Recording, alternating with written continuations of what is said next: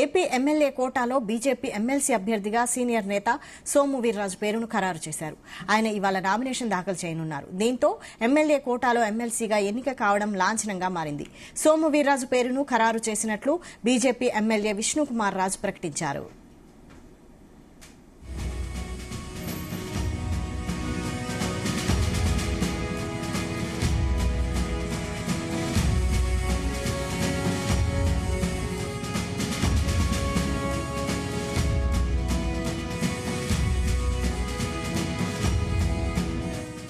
AP MLA కోటాలో BJP MLC అభ్యర్థిగా senior నేత సోము వీర్రాజు పేరును ఖరారు చేశారు.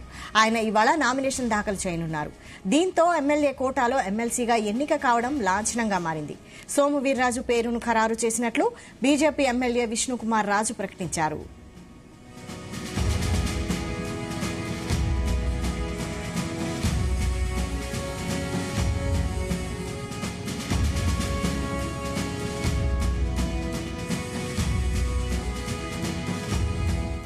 ఇదే అంశంపై మరిన్ని డీటెయిల్స్ మా ప్రతినిధి వరప్రసాద్ అందిస్తారు. వరప్రసాద్, వైశాలి సంబంధించి ఎంపీల్లో ఒక ఎమ్మెల్సీని బీజేపీకి చివరి నిమిషంలో కేటాయించడం ఒక ఖర్చు అయితే, మళ్ళీ అందులో మాజీ ఎమ్మెల్సీ అదేవిధంగా మాజీ సోము వీర్రాజు ఆ ఎమ్మెల్సీగా ఎంపిక చేయడం అనేది మరొక ట్విస్ట్ గా చెప్పుకోవచ్చు. ఏదైతే సోము వీర్రాజు ఇలా ఎమ్మెల్సీ దక్కించుకోవడం వల్ల అధిష్టానం వద్ద, ముఖ్యంగా ఢిల్లీ అధిష్టానం వద్ద తన ఏదైతే పలుకుబడిని నిరూపించగలిగారు, తన పట్టును నిలుపుకోగలిగారు. ప్రస్తుతం చూస్తే కనుక ఎమ్మెల్సీగా సోము వీర్రాజు ఎంపిక ఎలా జరిగిందనేది ఒక ఆసక్తికరమైన పరిణామం.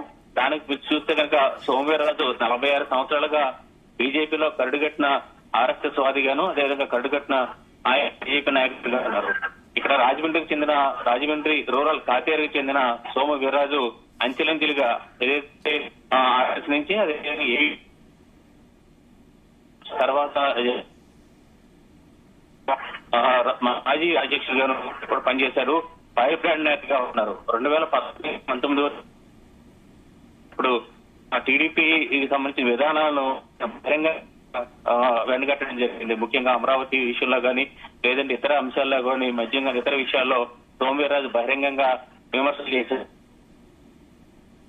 ఇరుకుని పెట్టేవారు. ఈ నేపథ్యంలో ఆయనకు జగన్ కి అనుకూలంగా ముద్ర అయితే పక్కన పెట్టి ఒక ఆసక్తికరమైన పరిణామం. ఈ నేపథ్యంలో సోము వీర్రాజును ఆంధ్రప్రదేశ్ లో బీజేపీకి ఒక కీలకమైన నేతగా ఉంచబోతున్నారని చెప్పి కూడా గానీ వీరందరూ కూడా ఒక వ్యూహంతోనే సోము వీర్రాజును ఎమ్మెల్సీగా ఎంపిక చేశారని కూడా అర్థమవుతుంది. అదేవిధంగా సోము వీర్రాజు కూడా గత కొంతకాలంగా తన వైఖరిలో స్పష్టమైన మార్పు కూడా కనిపిస్తుంది. ముఖ్యంగా గత ఏడాది జరిగిన ఎన్నికల సమయంలో ఏపీ బీజేపీ అధ్యక్షురాలు దగ్గుబాటి పురంధరేశ్వరి రాజమండ్రి ఎంపీగా పోటీ చేస్తారు. అదే రాజమండ్రి ఎంపీ టికెట్ ను కూడా పురంధరేశ్వరికి కేటాయించడం గెలుపొందిన నేపథ్యంలో సోము వీర్రాజుకి కొంత చెక్ పెట్టారనే వాతావరణం అయితే కనిపించింది. ఇది సోము వీర్రాజు అనుచరులు కావచ్చు, ఆయన అభిమానులు కావచ్చు, కొంత అసంతృప్తికి దారితీసిందని కనిపించింది.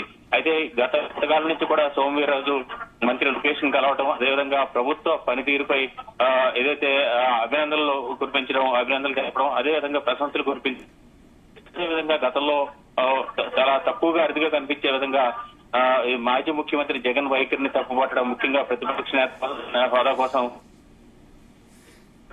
సోము వీర్రాజు తీవ్రంగా విమర్శిస్తున్న పరిస్థితుల్లో.